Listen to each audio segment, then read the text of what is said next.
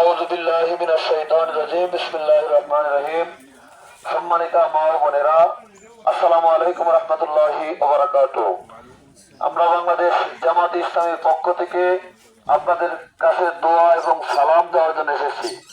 বাংলাদেশ জামাত ইসলামী একটি মানবিক রাষ্ট্র, একটি কোরআন সুন্নাহ ভিত্তিক রাষ্ট্র হতে সংগ্রাম করে যাচ্ছে।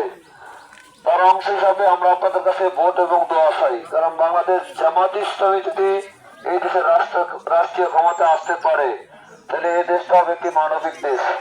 যেই দেশে থাকবে না কোনো বৈষম্য, যেই দেশে গরিবের খাবার ধনীরা খায় আরো ধনী হবে না, যেই দেশে জাকাত ভিত্তিক অর্থ ব্যবস্থা চালু হলে ধনী এবং গরিবের মধ্যে ব্যবধান দূর হবে, যেই দেশে আল্লাহ যে সম্পদ দিয়ে সেই সম্পদ যদি চোর বাটপারদের কাছ থেকে রক্ষা করা যায়, তাহলে এই দেশটা বাংলাদেশ পৃথিবীর উন্নত দেশগুলোর কাতারে চলে যাবে। সম্মানিত মা বোনেরা, আপনারা অনেক সমস্যা দেখছেন, এই সমস্যাগুলো সমাধান ইসলাম প্রতিষ্ঠিত হলে হয়ে যাবে।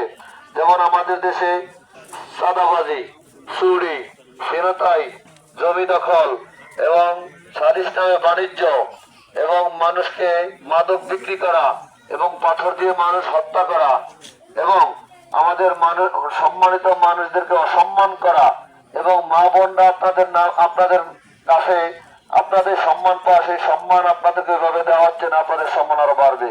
আসুন আগামীতে একটি কল্যাণমূলক, একটি ন্যায় ইনসাফ ভিত্তিক রাষ্ট্র প্রতিষ্ঠার জন্য আমরা আপনাদের কাছে দাঁড়িপাল্লা মার্কায় ভোট চাই এবং দোয়া চাই। আমরা আপনাদেরকে দাওয়াত দিয়েছি, আপনারা আমাদের এই কথাগুলো আপনারা আপনাদের আত্মীয় স্বজন সহ আপনাদের কাছের লোকদেরকে পৌঁছাবেন।